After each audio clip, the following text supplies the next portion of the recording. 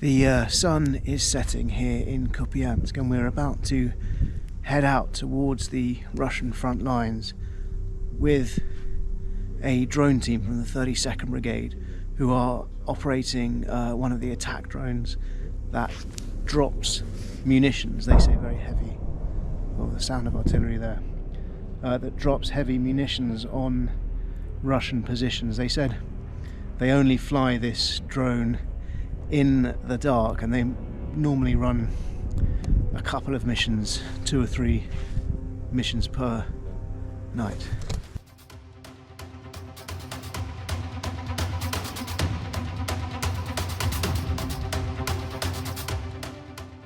So we're now on our way to the forward position, and it's totally pitch black outside. It's almost pitch black on the roads. There's no street lights, there's no electricity in the houses. And the soldiers we're with have asked us to only use red light so that we can film a little bit, so that we can see, but so as not to try and give our positions away.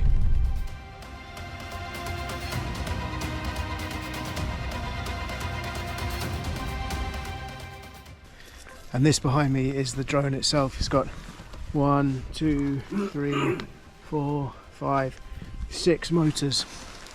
It's about the size of a coffee table, and it's standing about 1.5 feet off the ground at the moment, unarmed. I understand that's the next step.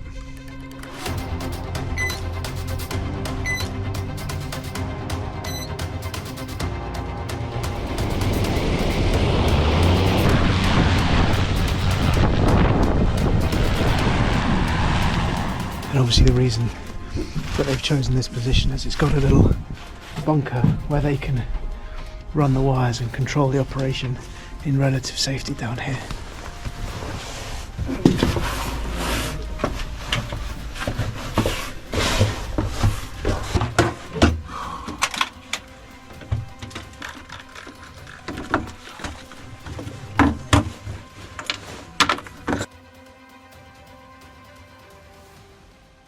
So we're down in the bunker with the drone controllers, and they've just completed their first mission of the evening. They had 4 mortar bombs on the Vampire drone, which they flew to what they believed was a Russian bunker in a trench line on the front line, and they believe it was an infantry position camouflaged and covered with tree trunks and earth, which is how many of the soldiers try and avoid these sorts of attacks. They dropped 4 mortar bombs, all of them on target. 3 of them exploded, 1 didn't, and we saw those explosions on the drone's live feed.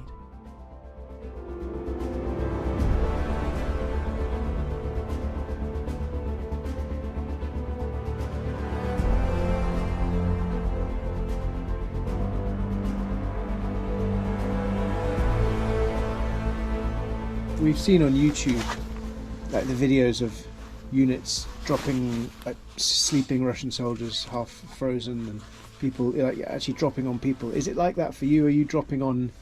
Do you see the soldiers you're dropping the bombs on, or?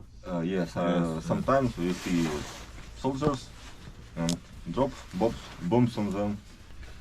And I know, like Roman said, that's a strange question to ask for journalists, but what does that feel like when you can see your enemy, you can see a human being? Is it still a computer game, or does it feel? No.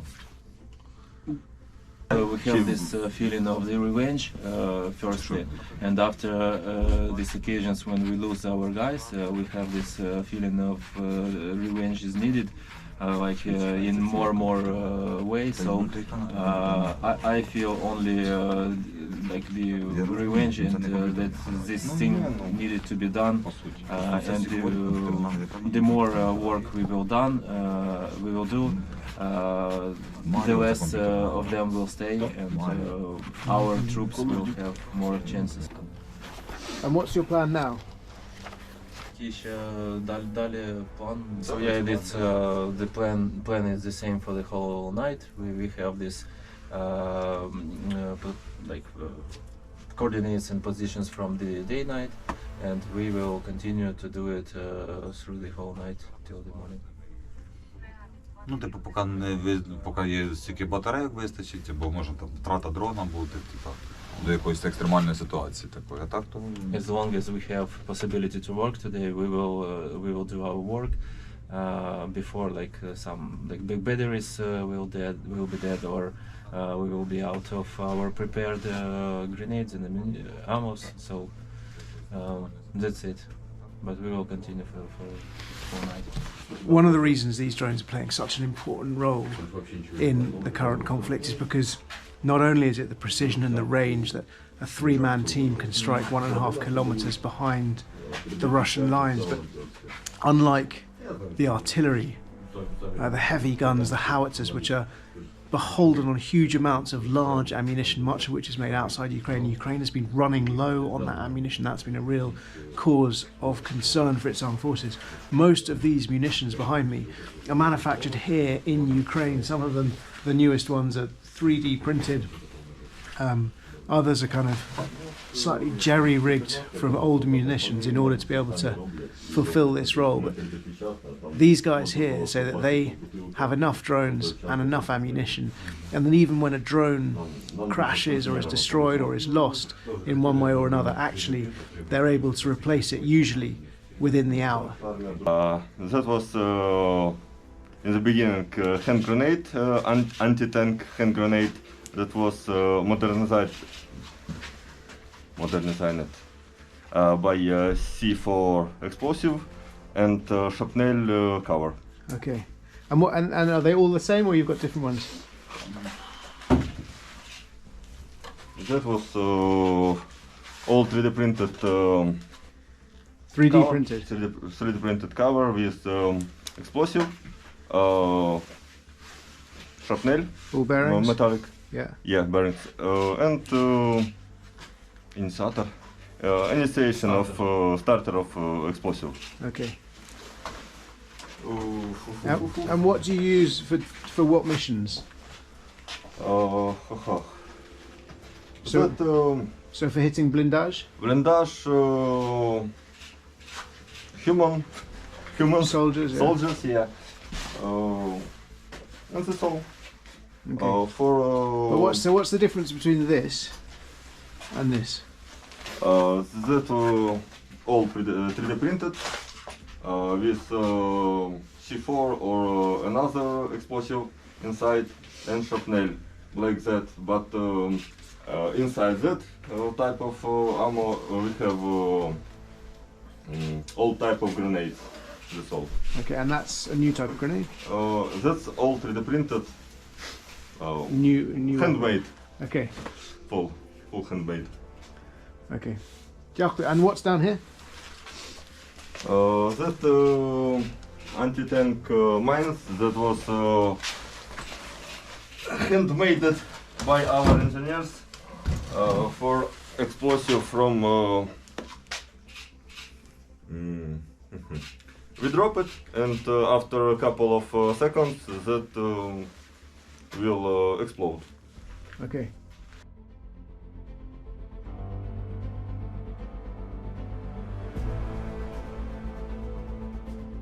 Dugouts like this have always been part of war. I mean, since the First World War, since soldiers were hiding from artillery on the Western Front. But this war, more than any before it, is a war of drones. It's a war being fought from places like this, but using the latest technology, flying devices like that Vampire, armed with relatively crude munitions. The munitions themselves, the bombs, probably haven't changed that much in 100 years, but the method of delivery, the fact that these soldiers, using a remote control, using a satellite internet terminal, can deliver those bombs miles from their position behind the Russian front line, pinpoint accuracy over targets, is what has transformed so much of this conflict. And that's why Ukraine has announced that this year it wants to build 1 million drones for its drone army.